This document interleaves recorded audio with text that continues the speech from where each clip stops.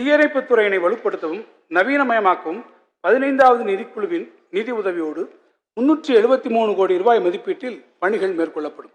நவீன தீயணைப்பு வாகனங்கள் மற்றும் சிறப்பு மீட்பு கருவிகள் வாங்கிட 137 கோடி ரூபாயை இந்த அரசு ஒதுக்கீடு செய்துள்ளது. சிறைச்சாலைகளை நவீனமயமாக்கும் திட்டத்தின் கீழ் 104 கோடி ரூபாய் மதிப்பீட்டில் திருச்சிராப்பள்ளி மாவட்டம் திருவெரும்பூர் பகுதியில் ஒரு புதிய உயர் பாதுகாப்பு கொண்ட நவீன சிறைச்சாலை கட்டப்படும். மேலும் தடய அறிவியல் துறையை முழுமையாக நவீனமயமாக்கும் நோக்கோடு ஒரு புதிய திட்டம் நிறைவேற்றப்படும். இந்த ஆண்டு 26 கோடி ரூபாய் மதிப்பீட்டில் தடய அறிவியல் துறைக்கு தேவையான புதிய கருவிகள், கணினி ஆகியவை வழங்கப்படும். தமிழ்நாட்டில் வணிகர்களிடமிருந்து வரி நிலுவையை எளிய முறையில் வசூலிப்பதற்கு சமாதான திட்டம் ஒன்றை இந்த அரசு அறிவித்தது. இத்திட்டத்தின் கீழ் 50,000 ரூபாய்க்கு கீழ் வரி, அபராதம், வட்டி ஆகியவை நீண்ட காலமாக நிலுவையில் வைத்திருந்த சிறு வணிகர்களுடைய 143 கோடி ரூபாய் நிலுவைத் தொகை அனைத்தும் தள்ளுபடி செய்யப்பட்டுள்ளன.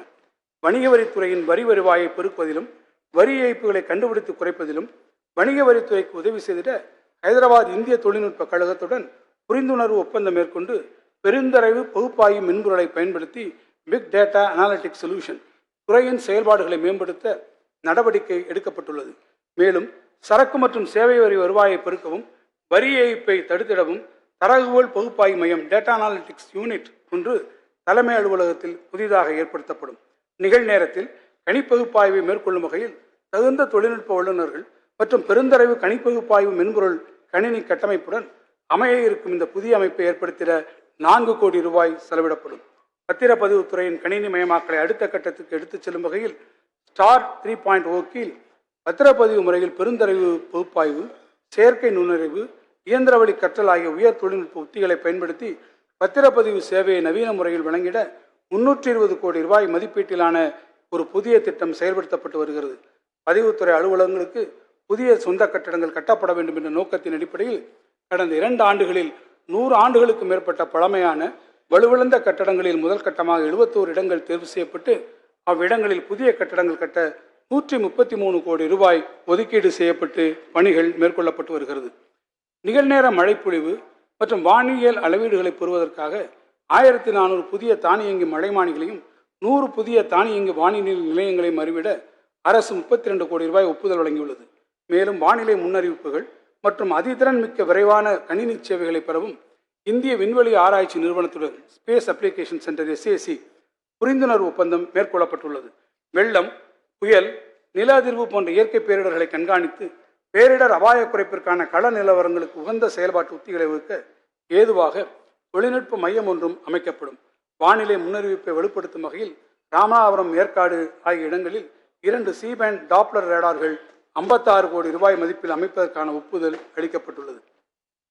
நமது மாநிலத்தின் கடன் பொருளாதாரத்தின் கிரெடிட் எக்கானமியின் அளவு வரவு செலவு திட்டத்தை விட 3 மடங்கு அதிகமாகும். எனவே மாநிலத்தின் பரவலான வளர்ச்சிக்கு வலுவான கடன் பொருளாதாரம் இன்றியமையாததாகும். இதனை நன்கு உணர்ந்துள்ள இந்த அரசு வேளாண்மை, சிறு குறு நிறுவனங்கள், மகளிர் சுய உதவிக்குழு, கல்வி ஆகிய முன்னுரிமை துறைகளுக்கு கடன் வழங்கும் வங்கிகளுக்கு முன் எப்போதும் இல்லாத அளவிற்கு வரும் நிதியாண்டிற்கென 8 லட்சம் கோடி ரூபாய் என உயர் இலக்கினை இந்த அரசு நிர்ணயித்துள்ளது.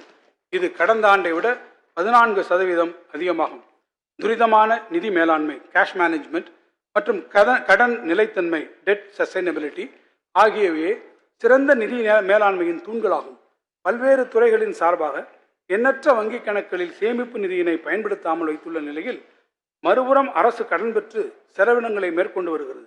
இந்த நிலையை மாற்றிட பல்வேறு துறைகளில் உள்ள திட்டங்களில் பயன்படுத்தாத சேமிப்பு பணத்தை அரசிற்கு திரும்பச் செலுத்திட இந்த அரசு சிறப்பு பணிக்குழு ஒன்றை அமைத்தது.